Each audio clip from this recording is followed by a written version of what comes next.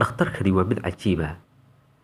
Liston waxa uu ahaa dhakhtar qalliinka ku takhasusay. Waxaa lagu yaqaanay inuu ahaa dhakhtar si dhaqso leh u qala bukaanada, balse ninkani waxa uu sameeyey wax dadkii oo dhan ka yaabiyey. Ninkan oo lagu doortay inuu yahay mid si dhaqso leh dadka u qala isla markaana hawsha u dhameeya ayaa waxa uu isagoo qalliinka ku jira gacanta ka jaray laba ka mid ah shaqaalihii hawshaasi waday ama kalkaaliyaasha u ahaa. taas waxay sababtay in ay dhiig baxaan si saa'id ah, maadaama aysan jirin dhakhaatiir waaweyn oo la tacaala xaaladooda.